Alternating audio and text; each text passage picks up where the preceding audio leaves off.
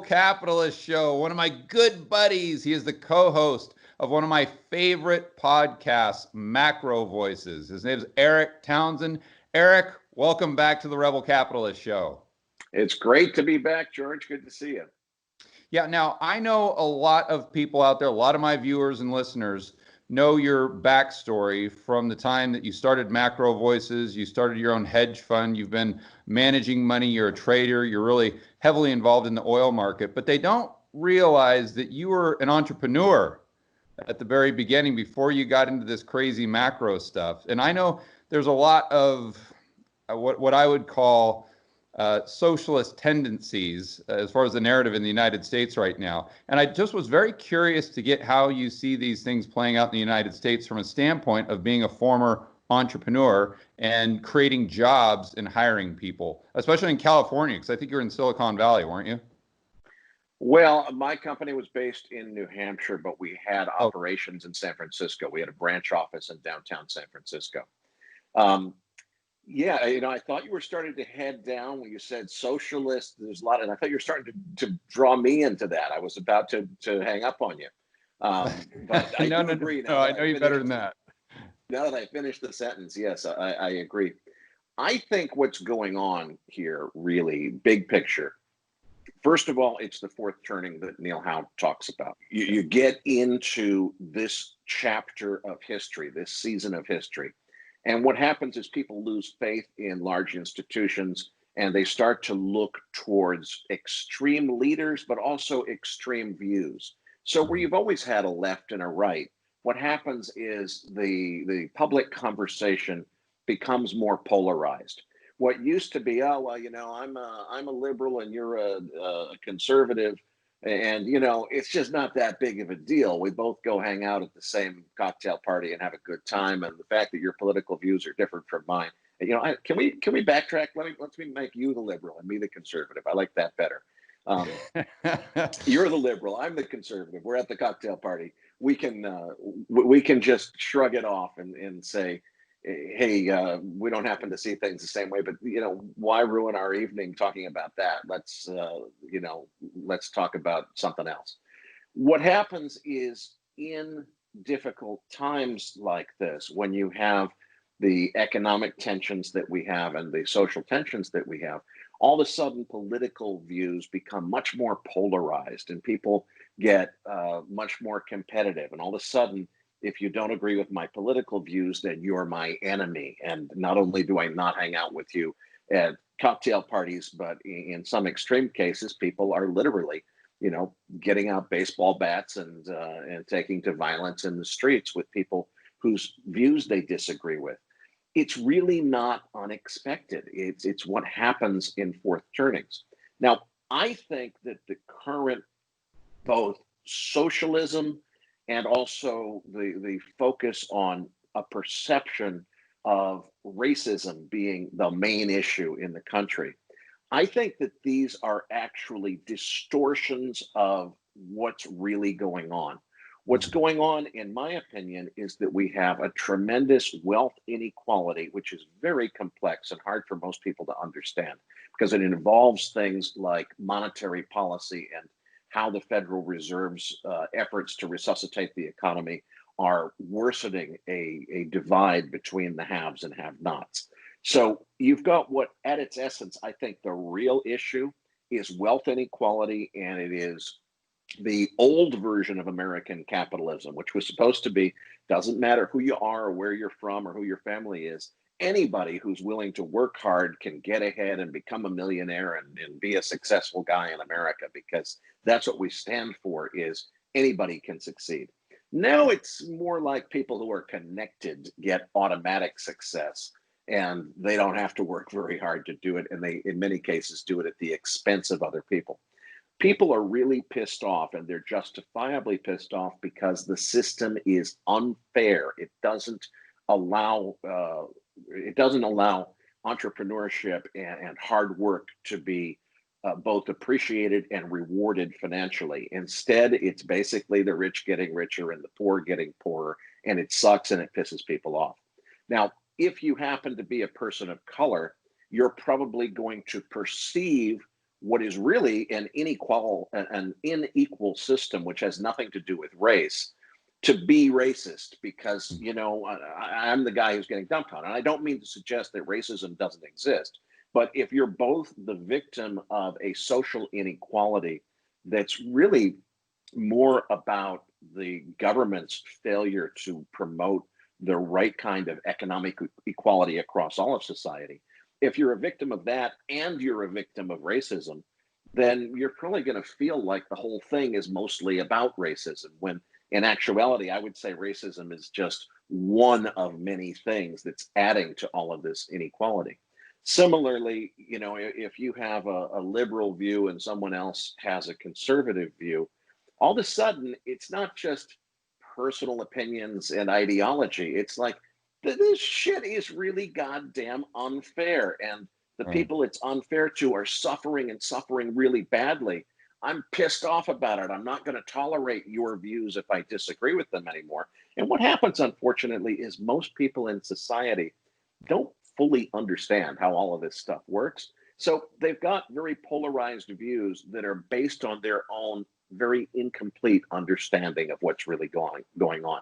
They perceive, in many cases, this great racial injustice. Well, there is racial injustice, but there's a greater economic injustice that's across all of society, and it's because of Federal Reserve policy and a number of other factors, and it's because of cronyism and politicians essentially being for sale to the highest bidder through the campaign finance system. Those are the real problems. People just, they don't really understand how all that stuff works, and they say, well, I know this situation sucks and it sucks for me. Why? Well, must be racism, must be whatever. So I think that's how we get there. What's missing, you asked me as an entrepreneur, what I would say is, what the America that I grew up in, you were allowed to be an entrepreneur. We had President Reagan on the television saying, this is the age of the entrepreneur. If you don't like your job, forget your job, start a business, take control of your life, create And employment big for other business was people. willing to letting them fail too. That's something that most people don't. Mhm. They think of capitalism as just profit, but the loss is just as important. And we're not allowing these big businesses and corporations to actually fail. Well, and all of these bailouts that we see, it's amazing to me that this mentality exists where you see people not just on the regular news, but on financial news, where the anchors are supposed to have at least a modicum of financial understanding, saying, "Well, of course the government has to bail out the airlines; it's not their fault." Well, you know Right. what? It's not the fault of the taxpayers who are footing that bill either. The whole idea of capitalism is investors put capital at risk in order to make a return. The idea is that rather than burdening society and the people with the risk of an airline failing, the investors who buy the stock and own that airline are taking that risk. They're greedy bastards like you and me who want to make a buck on the dividends from owning that stock. And we buy the stock knowing that we're taking a risk of losing our money if there's a pandemic, except not in this environment. We're stockholders. We're going to be protected by the government at the expense of providing a system that rewards people that are able to come in and say, hey, I'm the entrepreneur who can say this system is failing. The way airlines work doesn't work anymore. We got to design new airplanes that have little pods in them. We got to do whatever. Those kind of entrepreneurs don't have a market to go and prevail and be successful in because the government is too busy spending billions and billions of taxpayer dollars bailing out the organizations that are failing, that aren't working. Right. So, yeah, And the good actors who ran their business efficiently, who had savings for a rainy day. Generally, when those businesses that made bad decisions go bust for whatever reason, the good actors come in, take over those assets, and create a more efficient system moving forward. And we're not allowing that to happen. That's exactly right. And we're creating moral hazard. We're teaching business executives that it makes no sense to be responsible and plan ahead and have capital reserves and be ready for a rainy day. Because when the rainy day comes, the Fed's going to bail you out. And in fact, the thinner your balance sheet is, the better off you're going to be, because you'll be desperate and you'll qualify for more free money from the government. So Exactly. why in the world would you want to have a solid balance sheet that's going to allow congressmen to say, we don't need to bail this company out. They don't need the bailout. They're solid. Why would I put myself in the situation of not getting the handout when the next round of this happens? And, that moral hazard is going to destroy, it is destroying capitalism. We don't have capitalism anymore. The great tragedy, I think, George, is most young people perceive capitalism as the problem. They don't really know what capitalism is. Capitalism would be the solution. If we went back to capitalism, we wouldn't have all these problems. But we have this government cronyism system where the government is constantly trying to control everything and bail everything out. It really, in many ways, is what we criticized the Soviet Union for, is central planning, trying to have the government be in charge of the economy. It's much better, we think, as Americans, to allow free market capitalism to choose the winners and the losers without trying to control it from some central planning authority. That was the whole basis of the Cold War. We thought that those values were so important that we risked ending humanity on Earth with nuclear war in order to fight for preserving those values. And what are we doing now? We're bailing out airlines whose executives are well connected with politicians, because we live in a corrupt crony system, which isn't far from the central planning of the Soviet Union. We don't call it communism, but in many ways it is corporate socialism. It is a bailout for those who are connected, and it has nothing to do with merit and everything to do with corruption and connection to elected officials and bribing them through campaign contributions. I interviewed Ron Paul on Wednesday, and we had this discussion briefly, and we came to the conclusion that it would be a good idea if we kind of use the word capitalism, but more tried to use the words free market, because free market, I think, is such an easier sell to the average Joe and Jane out there on the street. You say, well, what do you think of capitalism? It's kind of one of those words that, well, it sounds a little evil. It sounds like the only people get ahead are the ones with capital. But if you say, what do you think of free markets? Everyone's like, well, of course. Yeah, that's definitely a good idea. It's kind of a no-brainer. But one thing I wanted to kind of circle back, because we started talking about the fourth turning. We started talking about these people who are really angry, and I think they're trying to find easy answers to complex questions. But the bottom line is they're pissed, and they're getting paid a lot to stay home right now. The unemployment rate is sky high. And another thing you've been talking a lot about on Macro Voices is this transition into UBI, creating a higher inflation rate, because velocity increases, you get around the banking system. So if we have these people that are, or more people that are staying home, I assume the supply of goods and services decreases, while at the same time the central banks and the government want to keep demand high by providing stimulus checks, let's call them, or indefinite UBI. So how does that play into your longer term outlook for inflation or stagflation in the US? Well, I think ultimately, between now and the US presidential election, I don't expect a whole lot of money to come into people's hands, because the incentives are not there for politicians to put it there. Everybody who's anti-President Trump wants people to stay miserable for as long as Trump is in office, so that they can be the one when they enter office to make it all better. So that, it was because it wasn't something Trump did at the end of his term. It was something that the new guy did at the beginning of their term. So nobody wants to make it better right now. And Trump knows that he doesn't have time, even if he did make it better, for it to make any difference. And losing those votes from conservatives who would not approve of something like UBI, doesn't make sense, even if he wanted to get the votes that come from supporting something like UBI. So I don't think it happens until after the US presidential election. But then I think, regardless of whether Trump is still in office or Biden wins or whatever happens next, I think that we're going to get to MMT and UBI and lots more money going into the real economy. And I think that does lead to inflation. But I mean, look at how long we all I should say all, most of us, myself included, made the mistake in 2009 of saying, wow, all of this money printing from the Fed with QE1, even though it was really just going into base money, into bank reserves. Well, Right. if we're creating trillions with a T, surely that's got to be inflationary at some point, right? Well, it's a decade later, and the inflation, I mean, there's been inflation, but there's been nothing like the runaway, crazy inflation that some of us feared. I think that it could take 2 or 3 years after we start really pumping money into the broader economy before it catches up with us and we start to see that runaway price inflation. So I think it could be a few years away. And potentially, one of the things people forget about inflation is they think, oh boy, inflation, bad thing. Just remember the 1970s. Well, the inflation didn't start in the 1970s. The inflation started in the mid 1960s. And inflation is a really great thing in the beginning. Drives prices up, makes businesses more, profitable. I mean, it's really great when there's more money in the economy. People feel great at first.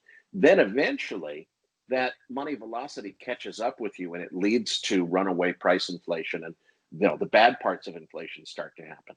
I predict, even though it's not my policy, I don't agree with it. Let's suppose that you had a Democratic sweep in the election, and that led to, for sake of argument, Stephanie Kelton, the mother of MMT, becoming the next Fed chair. And the whole idea is, let's just see how much money we can possibly conjure out of thin air in order to provide support to universal basic income, to free health care for everybody, universal health care. I think that's key too to inflation.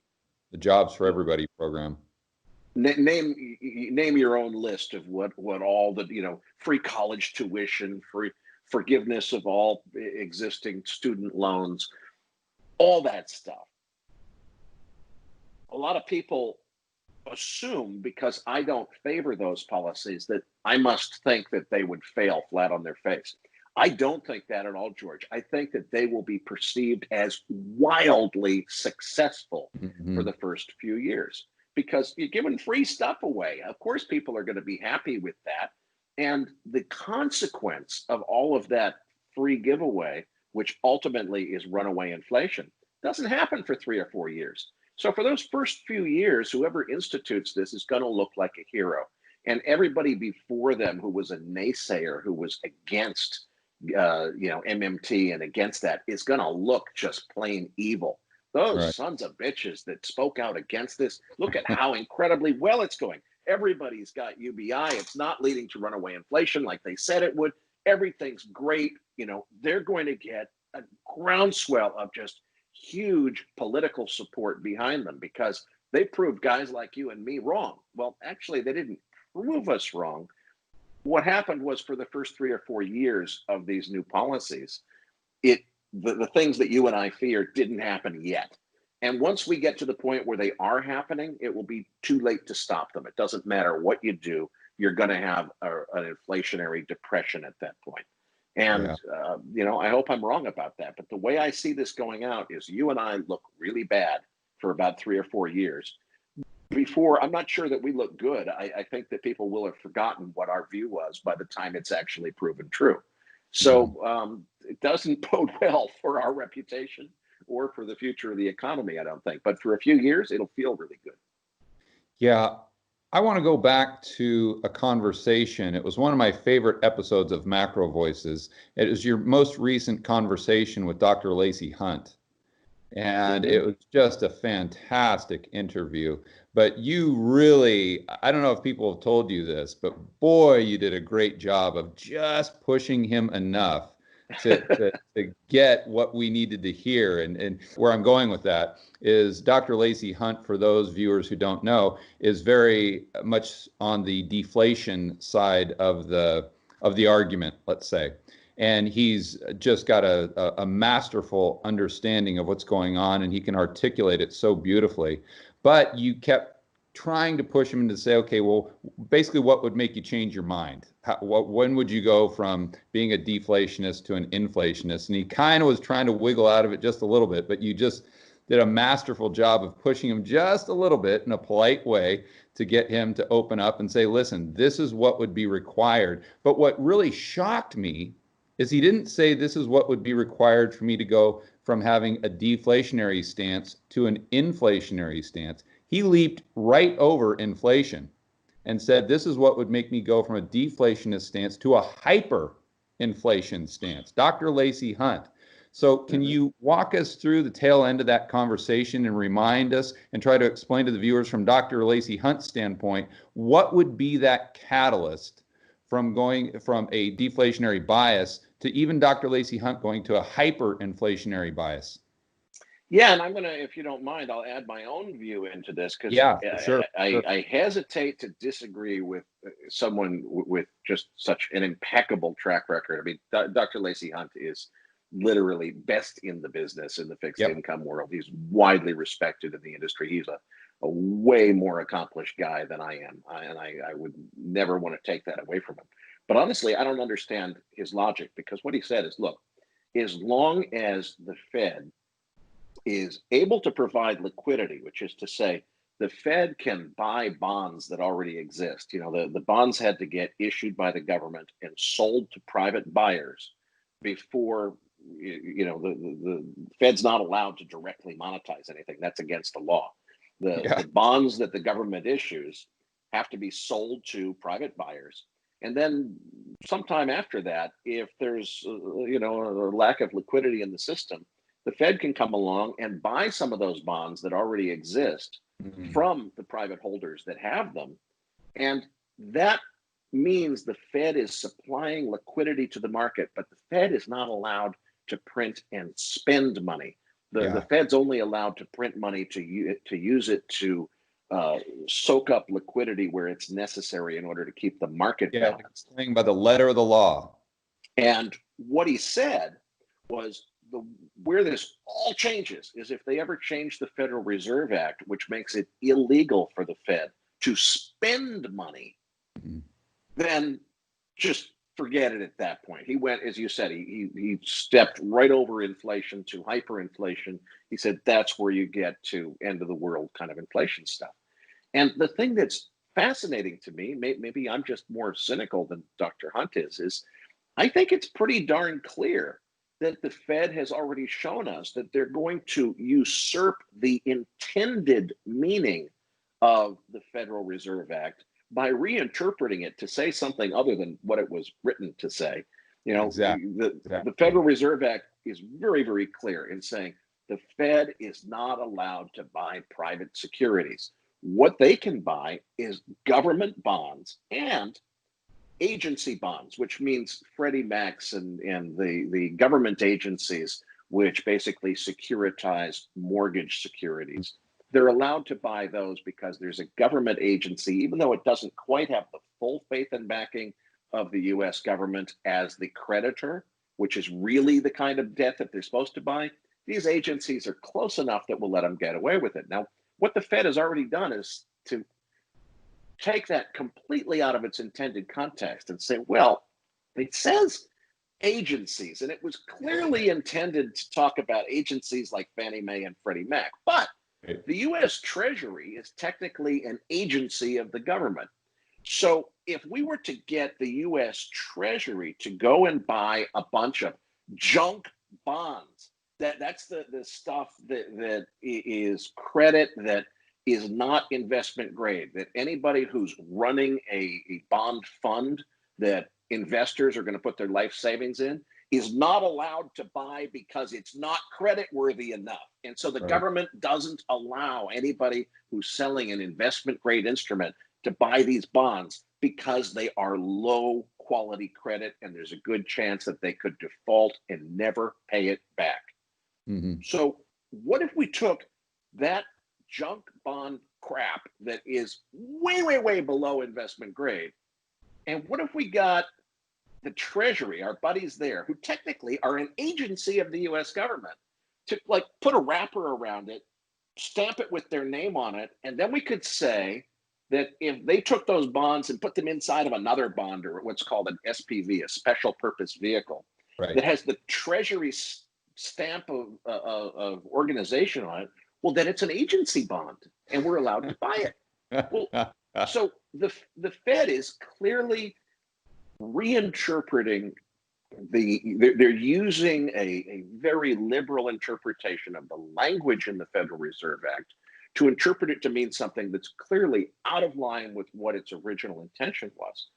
Dr. Lacey Hunt seems to believe in justice, or have more faith in justice than I do. He seems to say, look, the Federal Reserve Act is not allowing the Fed to spend money.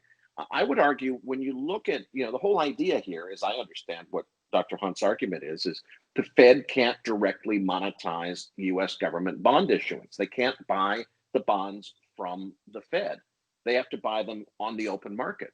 So what happens is the Fed issues new bonds on Tuesday, and on Thursday of the same week, the primary dealers that bought them from the Fed sell them back. The primary dealers that bought them from the Treasury sell them back to the Fed a few days later at a markup. So not only are we usurping the intended meaning of the Federal Reserve Act, and the government is breaking its own rules and making a mockery of its own legal system, but we're paying these fat cat bankers, the primary dealers, a commission for being the middleman to facilitate what is essentially an illegal transaction. Or, I think it's an illegal transaction. And one of the things that's been pointed out is, in law, there's this concept called standing, which is, if you go and do something, your house is creating an eyesore, or you're breaking the code things. As the guy who lives in another state, I can't sue you just because I don't like you because you're doing something wrong. The guy who lives next door to you, who's being affected by the thing that you're doing wrong, by having more chimneys in your building than you're allowed to, or whatever the violation is that you're doing, that guy who's being directly affected by what you're doing wrong is said to have standing, legal word meaning he's allowed to sue you over it. Well, who has standing against the Fed to say, hey, you violated the Federal Reserve Act by buying non-investment grade securities from the Treasury, claiming they're investment grade just because the Treasury's name is on them in this SPV, even though in reality you're conducting what is in effect a transaction that's prohibited by the spirit and intended meaning of the Federal Reserve Act. Well, the problem is, it will be, I think, pretty easy to make that case in court that the Fed is undermining the intention of the Federal Reserve Act. Who has standing to bring that case? Nobody. Well, the government. So how do you, I guess the government itself the federal government could sue the Federal Reserve. But they're benefiting. The federal government wants to do that. Yeah, they're benefiting from the shenanigans of the Fed getting around the Federal Reserve Act. It's really, yeah. So I think what I want to unpack slightly for the viewer, the listener, is when Dr. Hunt was talking about if the Fed starts spending money, quote unquote, what does he mean by spending money? I mean, you talked about it there when they're monetizing the debt directly, but why would that create a hyperinflationary scenario and the Fed just printing up bank reserves, because that's kind of money printing as well? Why does that not? Okay, so if we start with, let's suppose that the Fed does what the Fed's already done for the last 10 years, which is they are conjuring money out of thin air. Now, it's not technically money printing because they're not physically printing Federal Reserve notes, the little dollar bills on paper. So it's not money printing, but it's creating US dollar money supply that didn't exist before. It's base money, it's bank reserves. What's happening is the Fed is saying, we're going to take the primary dealers, the big banks that own all of these treasury bonds issued by the US government. We're going to buy them from those guys so that those guys have money to use to go do something else with, whether it's to buy more of them from the government or to go invest in stocks, or what they say it's for is, well, if we buy their treasury bonds, the banks are going to have lots of money. And once the banks have lots of money, they can use that as reserves to make loans to hardworking Americans, and we're going to stimulate the economy because all these banks will be lending again. I don't Mm. think they've ever meant that sincerely, because they could very easily write new laws that say, we're going to create this program, and whatever amount of reserves get created from this program, you have to use it for lending to people in need. Yeah. That's the intention that And we've they got. already abolished the reserve requirements, Eric. And so what they do is they in front of the cameras they say, oh well, the reason for these policies is because what we're doing is we're making it possible for the banks to start lending again. In reality, what the banks are doing is speculating in the stock market. So Mm. stock prices go through the roof. The wealthy who own stocks end up benefiting from it, but the hardworking guy on Main Street gets nothing out of it. And it's horribly unjust. Now, what Dr. Hunt is saying is, if you want, without the Fed being involved, to give away a whole bunch of welfare programs, we're going to start, universal basic income. We're going to make all college tuition free. We're going to forgive all past student loans. Well, what you'd have to do all of that would be to just tax a shitload of people a lot of money. A lot of taxes would have to be raised to pay for all of that. What Dr. Hunt is saying is, if politicians were allowed to spend money like it's going out of style without taxing anybody, and Mm. instead just saying, look, we want to give away universal basic income, we want to give away college tuition, let's call our buddies at the Fed, let's have them print up a few $1 trillion. So what we can do is issue a whole bunch of treasury bonds, because we don't we don't want to have to tax anybody. If we did that, we wouldn't get voted back into office.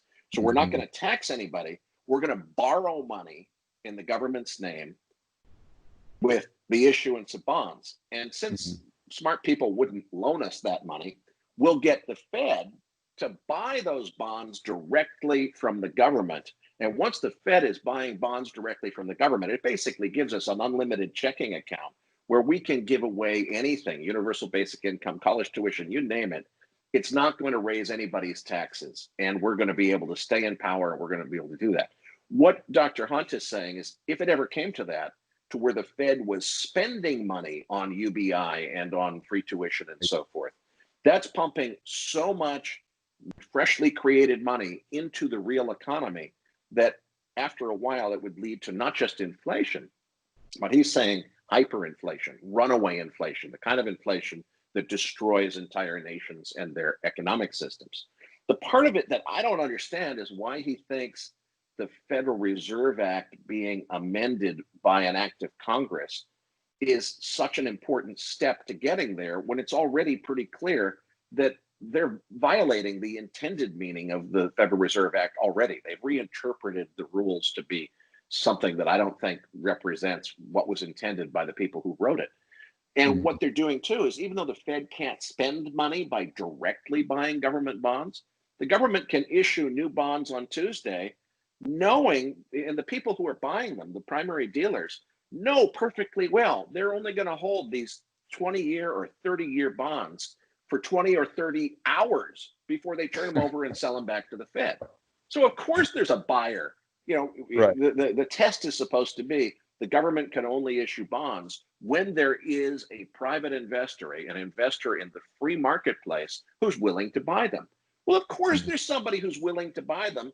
If the Fed has just announced we're going to buy, $100 billion worth of Treasury securities on Friday, well, if there's an auction on Monday where you can get a bunch of Treasury securities that you can not only turn over and sell, but sell at a markup on Friday, of course Yeah. there's going to be a buyer for those securities.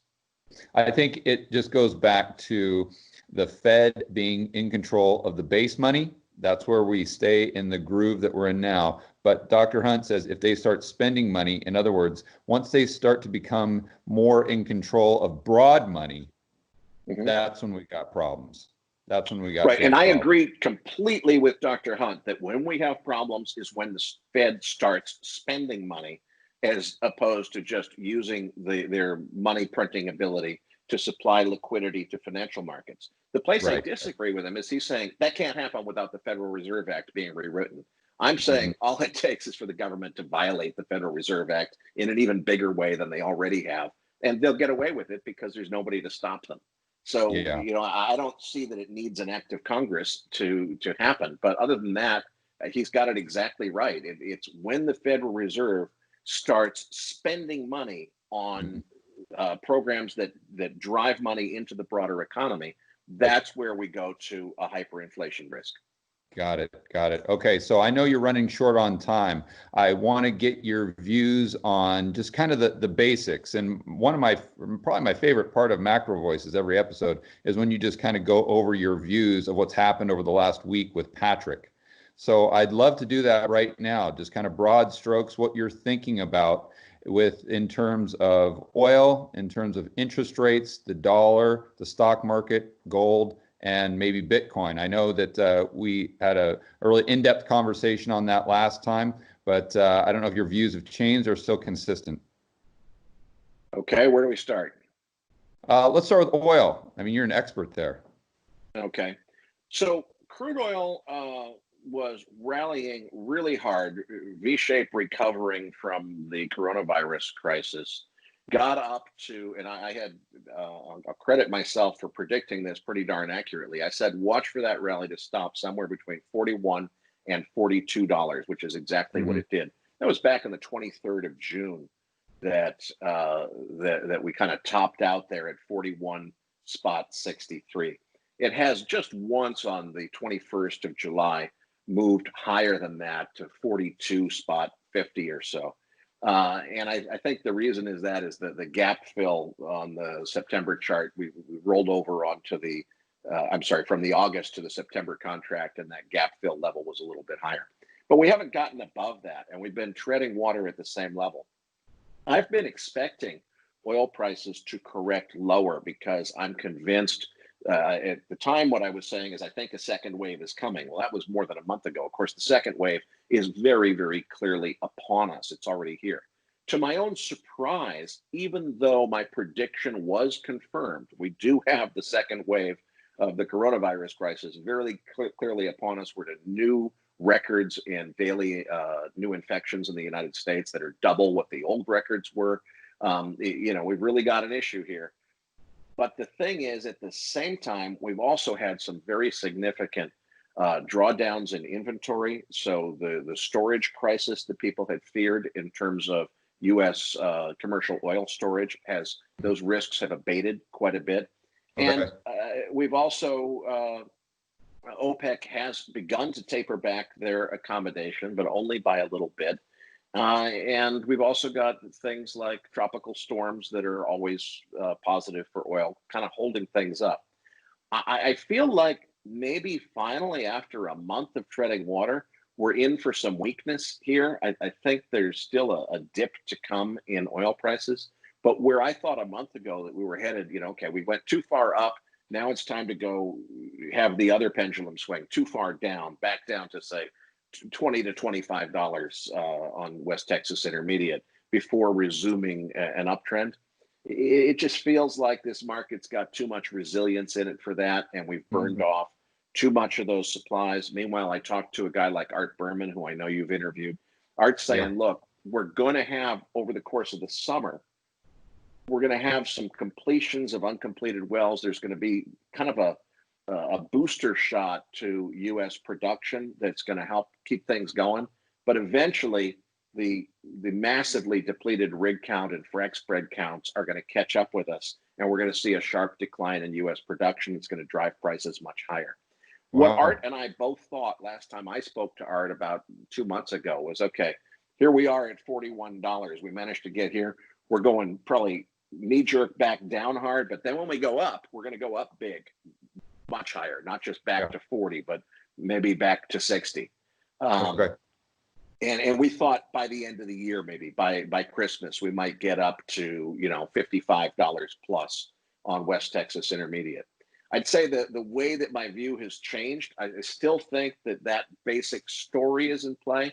The thing is, the weakness that we thought might get us down below $25, I'll be impressed if we get down to 30 again. Certainly if we touch 30, I think that's time to be buying, not selling for sure. I'm already long time spreads in crude oil. I'd like to add to that position. I'm hoping for some weakness in the market so I can add to a long, not because I'm short, but because I want to add to my longs at a better location. Got it. Okay, gold, silver. Gold is really interesting. You know, we got to the daily close over 1800, which I thought was going to ignite a big rally higher.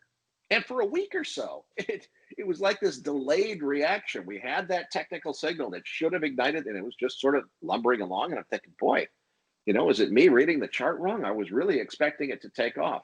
Then all of a sudden, when it took off, boy, did it ever take off. Well, we've moved up so much, so quickly. We're back to new all-time highs. There's this formation in technical analysis called a cup and handle pattern. So if you look at what's happened since 2011, there was a peak. There's been this big cup in the price chart that goes, you know, from over here, it goes all the way up. And oftentimes you get this handle formation where what we might expect is, okay, we retested the all-time highs.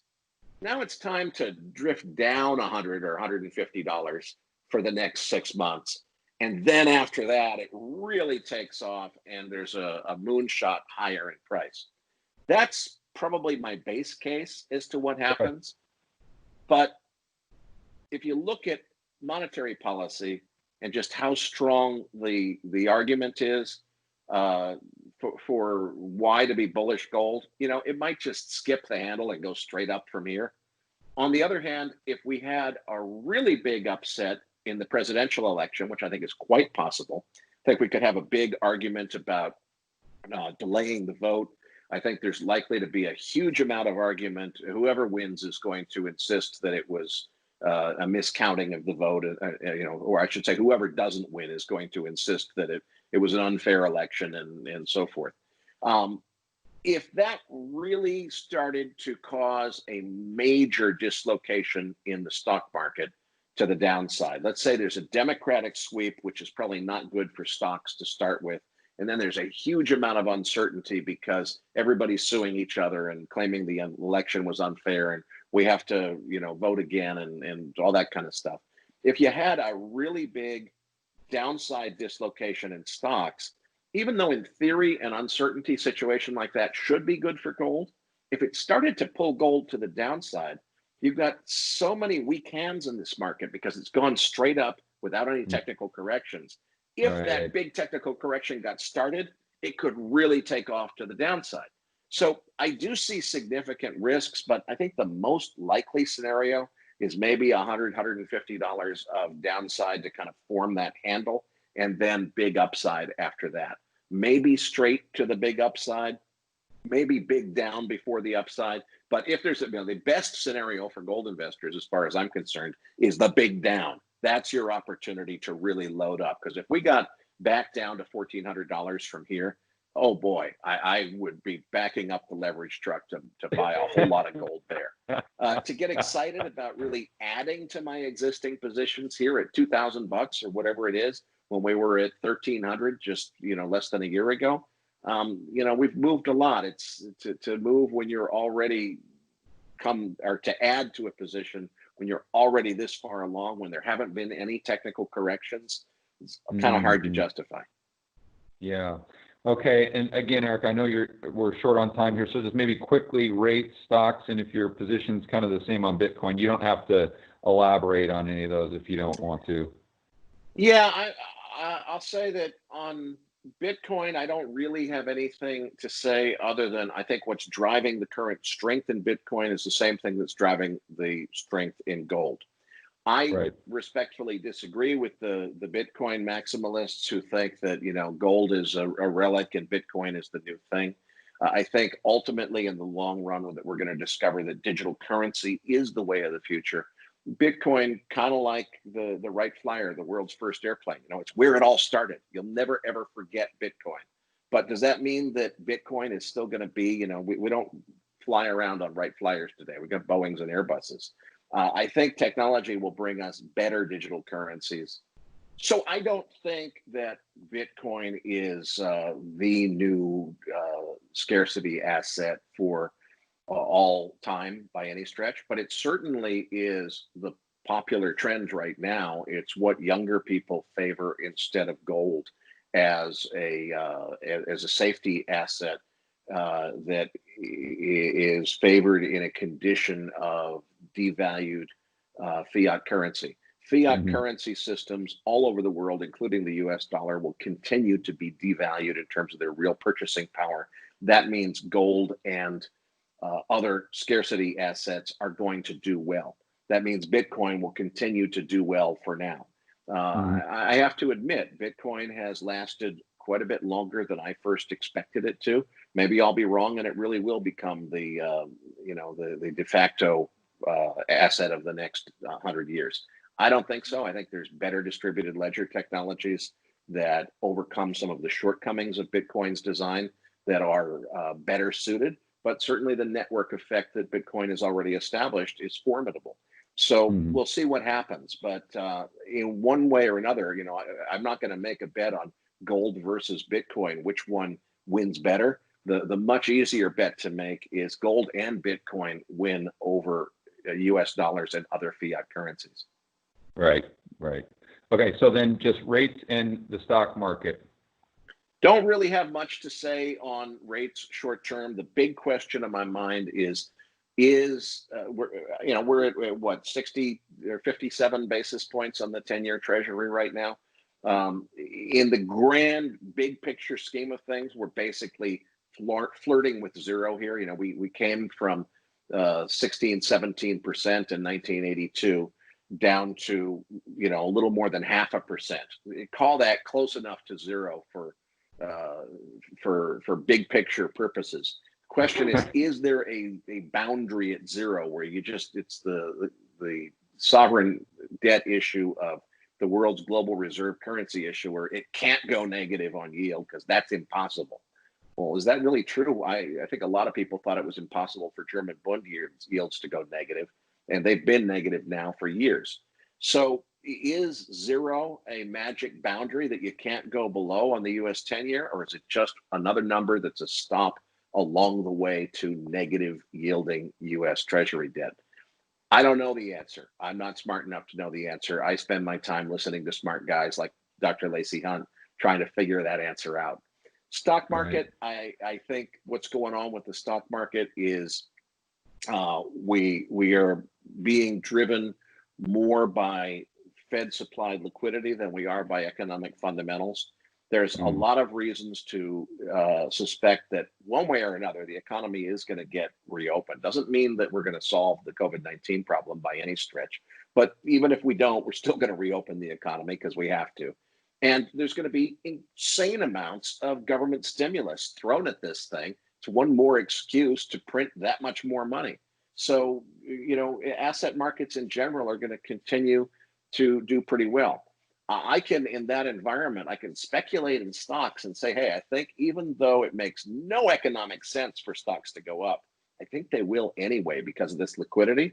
Well, that's kind of putting, a greater fool bet on let me buy stocks thinking that the crazy market that we're in is going to lead somebody else to want to pay even more for them, and I'll be able to unload them at a profit, even though I don't believe in the fundamentals. My other choice is to use that same investment capital and buy gold, which I believe very, very firmly is how I'm going to protect my purchasing power from the devaluation of fiat currency.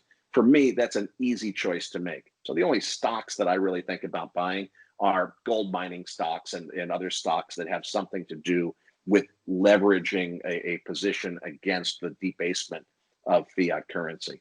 Broad macro, let's just buy a basket of S&P 500 or something. Not for me, thanks. Yeah, got it. All right, Erik. And it's not that I don't think it won't go up. I think it's more likely to go up than go down, but I feel much more certain about gold. Yeah, I know. It's just sad to say that you're so bearish on the fundamentals, but yet you're still seeing it going up. I mean, that just tells the whole story of the last 10 years and what we're living through right now. So for my viewers and listeners that want to find out more about what you do in your amazing podcast, where should they go? Good. Just sign up for Macro Voices. You can either go to macrovoices.com or just type it into whatever your favorite podcast app is. We're on Apple Podcasts and Spotify and a whole bunch of others whose names I don't even know.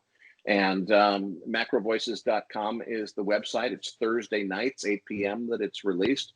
And it's much more advanced. It's not really for newbies.